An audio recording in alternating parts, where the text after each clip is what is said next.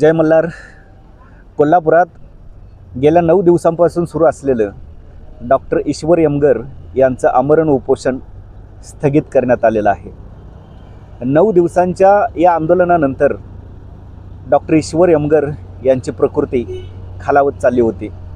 त्यामुळे सकल महाराष्ट्र राज्य धनगर समाज बांधव आणि धनगर एस टी आरक्षण अंमलबजावणी आंदोलन समन्वय समितीच्या कार्यकर्त्यांच्या आंदोलनस्थळी बैठक घेण्यात आली आणि या बैठकीमध्ये सर्वानुमते हे उपोषण अधिवेशनापर्यंत स्थगित करण्याचा निर्णय घेण्यात आला.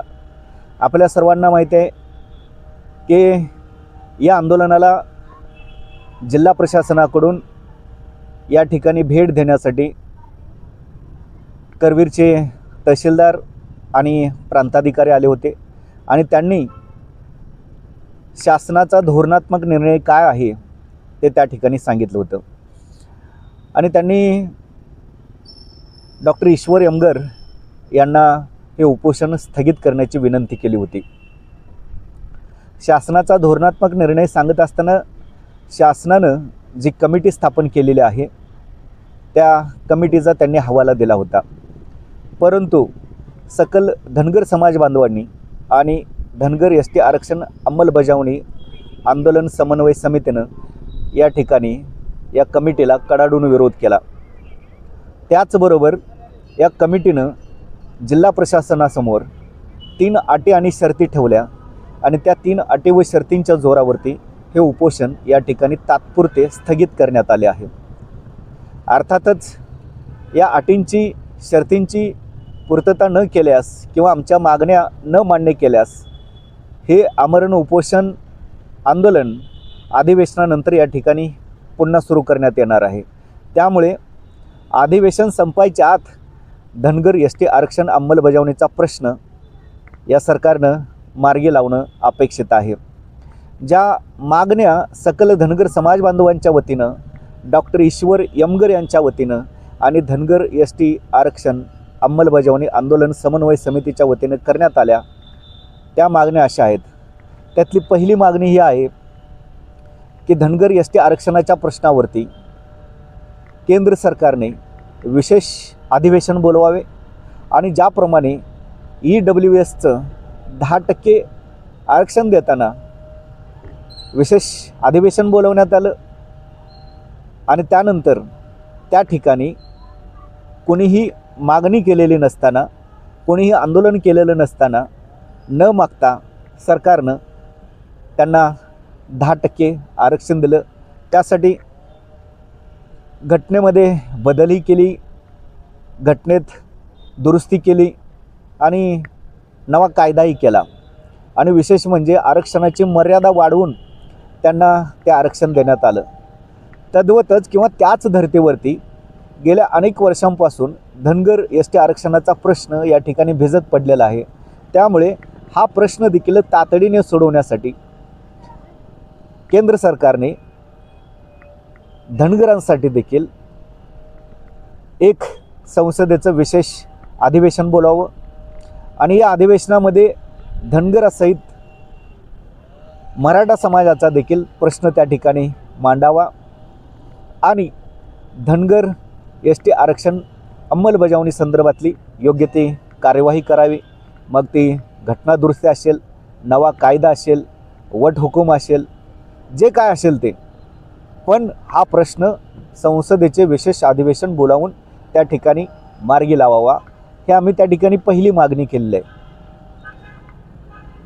दुसरी मागणी अशी केलेली आहे की सध्या धनगर आरक्षणाच्या प्रश्नावरती धनगर आरक्षण अंमलबजावणी संदर्भातली जी उच्च न्यायालयामध्ये सुनावणी सुरू आहे ते सुनावणी आता अंतिम टप्प्यात आलेली आहे आणि या सुनावणीसाठी राज्य आणि केंद्र सरकारने मिळून संयुक्तरित्या धनगर एस टी आरक्षण अंमलबजावणी करत असल्यासंदर्भातले प्रतिज्ञापत्र सुनावणी दरम्यान सादर करावे. कारण एका बाजूला राज्य सरकार आणि केंद्र सरकार आम्ही धनगर आरक्षणाच्या बाजूने आहोत, आम्ही धनगर जमातीच्या बाजूने आहोत, आम्ही धनगर जमातीच्या सामाजिक न्यायाच्या बाजूने आहोत असं वारंवार सांगत असतं, आम्ही धनगरांच्या पाठीशी आहोत असा कांगावा करत असतं. त्यामुळेच सकल धनगर समाज बांधवांच्या वतीनं ही मागणी करण्यात आलेली आहे की जर तुम्ही खरोखरच धनगर एसटी आरक्षण अंमलबजावणीच्या बाजूने असाल, तुम्ही दिलेल्या वचनाला जागणारे असाल, दिलेल्या आश्वासनाला जागणारे असाल, तर दोन्ही सरकारांनी मिळून म्हणजे राज्य सरकार आणि केंद्र सरकार या दोन्ही सरकारांनी मिळून धनगर एसटी आरक्षण अंमलबजावणी संदर्भातलं प्रतिज्ञापत्र उच्च न्यायालयामध्ये सादर करावं. आणि तिसरी जी आम्ही मागणी केलेली आहे त्यामध्ये अधिवेशनापर्यंतची मुदत देत असताना सांगितलेलं आहे की महाराष्ट्रामध्ये जे वेगवेगळे राजकीय पक्ष आहेत त्या सर्वच राजकीय पक्षांना विश्वासात घेण्यासाठी येणाऱ्या विधिमंडळाच्या अधिवेशनामध्ये म्हणजेच नागपूरच्या हिवाळी अधिवेशनामध्ये धनगर एसटी आरक्षण अंमलबजावणी संदर्भातला ठराव किंवा प्रस्ताव त्या ठिकाणी मांडावा. आणि त्यासाठी भारतीय जनता पार्टीनेच पुढाकार घ्यावा, कारण भारतीय जनता पार्टीनेच शब्द दिला होता. म्हणजेच विद्यमान सरकारने त्यासाठी पुढाकार घ्यावा, कारण माननीय नामदार श्री एकनाथजी शिंदेसाहेब यांनी देखील सांगितलेलं आहे की आम्ही धनगर एसटी आरक्षण अंमलबजावणीच्या बाजूने आहोत. स्वतः माननीय श्री अजितदादा पवार साहेब यांनी देखील सांगितलेलं आहे की आम्ही म्हणजेच राष्ट्रवादी काँग्रेस एसटी आरक्षण अंमलबजावणीच्या बाजूने आहे. त्याचबरोबर माननीय नामदार श्री देवेंद्रजी फडणवीस साहेब यांनी तर 2014मध्ये आपल्या सर्वांना या ठिकाणी आश्वासनच दिलेलं आहे. त्यामुळे हे तिन्ही पक्ष या ठिकाणी सत्तेत आहेत आणि तिघांचं सरकार आहे. त्यामुळं या तिन्ही पक्षाच्या नेत्यांनी, आमदारांनी पुढाकार घेऊन, विद्यमान सरकारनं पुढाकार घेऊन नागपूरच्या हिवाळी अधिवेशनामध्ये ठराव मांडावा आणि त्या ठरावावरती सर्वच राजकीय पक्षांचं एकमत तयार करावं आणि सर्वानुमते तो ठराव मंजूर करून उच्च न्यायालयामध्ये जी सुनावणी सुरू आहे त्या सुनावणीमध्ये विधिमंडळानं किंवा सर्वच राजकीय पक्षांनी केलेल्या ठरावाची प्रत जी आहे, सर्व आमदारांनी मिळून केलेल्या ठरावाची जी प्रत आहे ती त्या ठिकाणी सादर करावी. अशा या वेगवेगळ्या 3 मागण्या त्या ठिकाणी करण्यात आलेल्या आहेत आणि या तिन्ही मागण्या पूर्ण करण्यासाठी आंदोलकांनी सरकारला हिवाळी अधिवेशनाची मुदत दिलेली आहे. हे जर अधिवेशन संपायच्या आत सरकारनं नाही केलं किंवा या मागण्या सरकारने नाही पूर्ण केल्या तर पुन्हा एकदा हे आंदोलन जिल्हाभर नव्हे महाराष्ट्रभर आणखी व्यापक किंवा यापेक्षाही तीव्र करण्याचा निर्धार या ठिकाणी आंदोलकांनी केलेला आहे. यशवंत सेना आहे, त्यामध्ये मल्हार सेना आहे, त्याचबरोबर धनगर समाज महासंघ आहे, सकल धनगर समाज बांधव आहेत आणि कोल्हापूर जिल्ह्यासह महाराष्ट्रातल्या शेकडो संघटना या आंदोलनामध्ये सहभागी आहेत. सर्व सकल धनगर समाज बांधवांचीच ही मागणी आहे. त्यामुळे या समाजाच्या भावना या मागणी पूर्तता करण्याची गरज या ठिकाणी व्यक्त करण्यात आली आहे. अन्यथा हे आंदोलन पुन्हा सुरू होणार सरकारनं या ठिकाणी लक्षात ठेवावं. त्याचबरोबर हे आंदोलन स्थगित करताना, तात्पुरतं स्थगित करताना आम्ही या ठिकाणी कोणत्याही सरकारमधले आमदार, खासदार किंवा मंत्र्यावरती विश्वास ठेवला नाही, तर आपल्या समाजातले जे सर्वात ज्येष्ठ कार्यकर्ते आहेत, नेते आहेत, माननीय श्री दत्तात्रय कुंभोजे साहेब यांना सांगितलं की कुंभोजे साहेब, तुम्ही तुमच्या हस्ते सरबत देऊन हे आंदोलन जे आहे ते स्थगित करावं. सर्वानुमते हा निर्णय घेण्यात आला आणि त्यानुसार ज्यांनी चळवळीसाठी खस्ता खाल्लेले आहेत, समाजासाठी खस्ता खाल्लेले आहेत, समाजाच्या चळवळीमध्ये जे रात्रंदिवस राबलेले आहेत, अशा राबलेल्या हातातून सरबत देऊन या ठिकाणी डॉक्टर ईश्वर यमगर यांचे हे आमरण उपोषण 9व्या दिवसानंतर तात्पुरते स्थगित करण्यात आलेले आहे. त्याचवेळी हे आंदोलन सुरू असताना ज्या ज्या विविध संघटनांनी, विविध राजकीय पक्षांनी, विविध नेत्यांनी या ठिकाणी आंदोलनस्थळी येऊन पाठिंबा दिला, त्यांचे देखील आम्ही आभार व्यक्त करत आहोत. या आंदोलनामध्ये जे कार्यकर्ते या ठिकाणी राबले, ज्या कार्यकर्त्यांनी त्यासाठी कष्ट घेतले, त्यांचे देखील आम्ही या ठिकाणी आभार व्यक्त करत आहोत. आता अनेकांना प्रश्न पडला असेल की आंदोलनातून मग या आंदोलकांना नेमकं मिळालं तरी काय. तर बांधवांनो, मला तुम्हाला एवढंच सांगायचं आहे की आंदोलनं हे संपत नसतात किंवा कोणतंही आंदोलन कधीही संपत नाही, कोणतंही आंदोलन कधी मरत नाही. आंदोलनं चालूच राहतात. त्याच वेळेस एका आंदोलनातून अनेक आंदोलनांचा जन्म होत असतो. एका आंदोलनातून पुढच्या आंदोलनाचा जन्म होत असतो. तद्वतच एका आंदोलकापासून अनेक आंदोलकांचा जन्म होत असतो. एका आंदोलकापासून शेकडो आंदोलक, हजारो आंदोलक, लाखो आंदोलक तयार होत असतात. त्यामुळे आंदोलनातून आंदोलन ही जी प्रक्रिया आहे ही निरंतर चालू राहणारी आहे. आम्ही आंदोलन यासाठी केलं की सर्व समाजाला कळावं आपले प्रश्न काय आहेत, आपली भूमिका काय आहे, आपलं म्हणणं काय आहे, आपलं दुःख काय आहे, ते जगाच्या वेशेवरती टांगलं जावं, यासाठी हे आंदोलन केलं आणि त्यामध्ये आम्ही 100% यशस्वी झालो. बांधवांनो, आंदोलन हे निमित्त होतं. या माध्यमातून शेकडोंच्या संख्येनं समाज बांधव एकत्रित आले, एकमेकांच्या सुखदुःखामध्ये सहभागी झाले, आंदोलनस्थळी एकमेकांसोबत चर्चा केली. त्यातून अनेकांची ओळख झाली, अनेक मित्र भेटले, चळवळीची दशा आणि पुढील दिशा यावरती चर्चा झाली. या आंदोलनाची व्याप्ती कशी वाढवायची यावरतीही चर्चा झाली. त्यामुळे हे आंदोलन जे आहे ते या ठिकाणी यशस्वी झालेलं आहे. मग आंदोलन का करायचं हा प्रश्न आता काही जणांना पडलेला असेल. तर आंदोलन यासाठी करायचं, या जगाच्या निर्मितीपासूनच आंदोलनाची सुरुवात झालेली आहे. ज्या ज्या ठिकाणी शोषणाचा विचार आहे त्या त्या ठिकाणी आंदोलन आहे. त्यामुळे जगाच्या निर्मितीपासून जगाच्या अंतापर्यंत आंदोलन चालूच राहणार आहे. म्हणून मी म्हणालो की आंदोलन जन्माला येतं, पण ते आंदोलन कधी मरत नसतं, आंदोलन कधी संपत नसतं. जगाच्या पाठीवर दररोज शेकडोंच्या संख्येनं या ठिकाणी आंदोलनं होत असतात. ते कशासाठी? तर शोषणाच्या विरोधात उमटलेला तो शोषित, उपेक्षित, दुर्लक्षित, अपमानित, रंजलेले, गांजलेले शेतकरी, कष्टकरी, कामगार, ऊस तोडणी मजूर, हमाल, माथाडी, जे जे म्हणून आपल्या हक्क आणि अधिकारांच्या पासून वंचित आहेत, त्यांचा हुंकार म्हणजे आंदोलन असतं. आणि धनगर जमात देखील आरक्षणापासून वंचित आहे, म्हणून आपला आवाज बुलंद करण्यासाठी, आपला आवाज जगभर पोचवण्यासाठी हे आंदोलन या ठिकाणी करण्यात आलं. आंदोलनं का करावीत असा देखील अनेकांना प्रश्न पडला असेल. तर बांधवांनो, ब्रिटिशांचं भारतावरती राज्य होतं. त्यावेळेस राष्ट्रपिता महात्मा गांधीजी यांनीही आंदोलनाचं हत्यार उपसलं. त्यांनी आंदोलन केलं म्हणून आज आपल्याला स्वातंत्र्य मिळालं. भ्रष्टाचार विरोधी जन आंदोलन देखील असंच उभं राहिलं.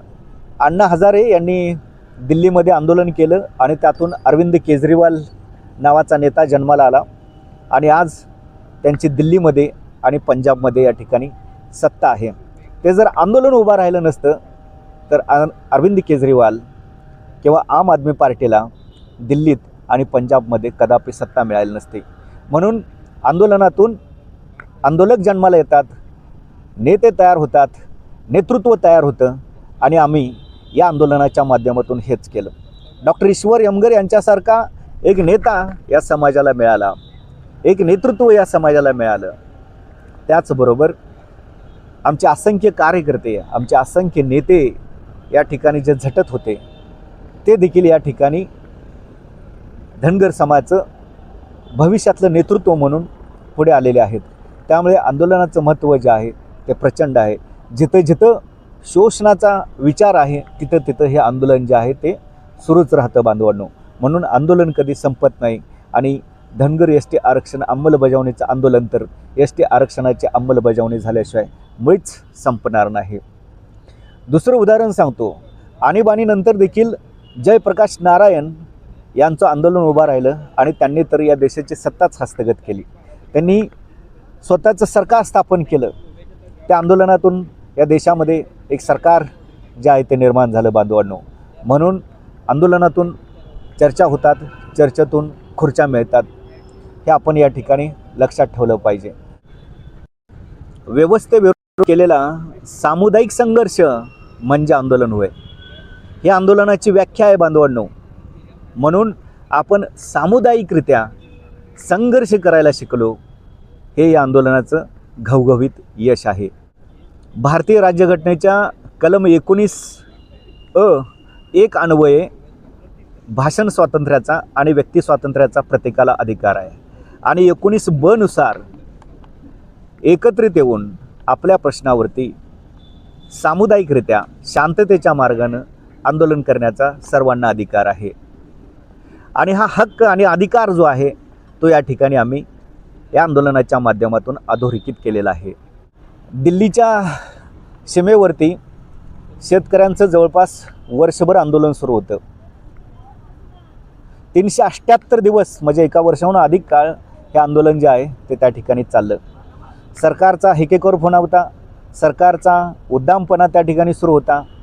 पण देशभरातल्या जवळपास 354 संघटनांनी एकत्रित येऊन एक सामुदायिक नेतृत्व उभा केलं आणि या 354 संघटनांचा एकत्रितरित्या एक हुंकार उमटला. त्यातून ते शेतकरी आंदोलन उभं राहिलं आणि शेतकऱ्यांच्या विरोधात जे जाचक असे 3 कायदे येणार होते ते तिन्हीच्या तिन्ही कायदे केंद्र सरकारला रद्द करावे लागले आणि ते आंदोलन त्या ठिकाणी यशस्वी झालं. बांधवांनो, ही एकी, ही सामुदायिक शक्ती, ही संघटनात्मक शक्ती, हा सामुदायिक विचार आणि सामुदायिक निर्धारच आपल्याला आपले हक्क आणि अधिकार मिळवून देऊ शकतो. हा विचार या ठिकाणी या आंदोलनाच्या माध्यमातून आणखी गडद झाला आणि धनगर समाज बांधवांना त्याचबरोबर येणाऱ्या आपल्या असंख्य पिढ्यांना या आंदोलनातून एक प्रेरणा देण्याचं काम आम्ही केलेलं आहे. येणाऱ्या असंख्य पिढ्या ज्यावेळेस इतिहासाची पानं चाळतील की धनगर समाज बांधवांनी, धनगर जमात बांधवांनी एस टी आरक्षण अंमलबजावणीसाठी काय केलं, त्यावेळेस ती इतिहासाची पानं चाळत असताना कोल्हापुरातलं जिल्हाधिकारी कार्यालयासमोरचं हे 9 दिवसांचं डॉक्टर ईश्वर यमगर यांचं आमरण उपोषण सोनेरी इतिहासामध्ये लिहिलेलं असेल आणि त्यावेळेस येणारी पिढी आपल्यावरती गर्व करेल. येणारी पिढी म्हणेल की माझ्या बापजाद्यांनी देखील आमच्यासाठी संघर्ष केला होता, माझ्यासाठी संघर्ष केला होता. आणि बांधवांनो, यासाठी हे आंदोलन आम्ही या ठिकाणी केलेलं आहे. आम्हाला माहीत आहे की अधिकार हे भीक मागून मिळत नसतात, अधिकार हे रडून मिळत नसतात, अधिकार हे क्षमायाचना करून मिळत नसतात आणि गुळगुळीत आणि बुळबुळीत बोलूनही मिळत नसतात. तर अधिकार मिळवण्यासाठी, हक्क आणि अधिकारांच्या लढाईसाठी बलिदान द्यावं लागतं, कधीकधी शहीद व्हावं लागतं, त्यासाठी त्याग करावा लागतो, प्राणाची बाजी लावावी लागते. त्याच वेळेस हक्क आणि अधिकार मिळत असतात. बांधवांनो, हक्क आणि अधिकार हे मेहरबानीने मिळत नाहीत. हक्क आणि अधिकार मिळवण्यासाठी संघर्ष करावा लागतो. जितका मोठा संघर्ष तितका मोठा अधिकार आपल्याला मिळतो, तितके मोठे हक्क आपल्याला मिळतात. आणि माझी जमात बांधवांना विनंती आहे की या धनगर एस टी आरक्षण अंमलबजावणीसाठी देखील आपण अशाच पद्धतीनं संघर्ष केला पाहिजे आणि तुम्ही संघर्ष कराल हे मला अपेक्षा आहे. संघर्ष करण्यासाठी जिवंत असावं लागतं, प्रवाहाच्या विरुद्ध वाहण्यासाठी जिवंत असावं लागतं. जो प्रवाहाच्या विरुद्ध वाहतो त्याचा इतिहास लिहिला जातो आणि जो प्रवाह बरोबर वाहतो तो इतिहासामध्ये नामशेष होतो, अस्तित्वहीन होतो. मग प्रवाहाच्या विरुद्ध कोण वाहतो? तर प्रवाहाच्या विरुद्ध वाहण्यासाठी जिवंत असावं लागतं. त्याचं जमीर जे आहे ते जिवंत असावं लागतं. बांधवांनो,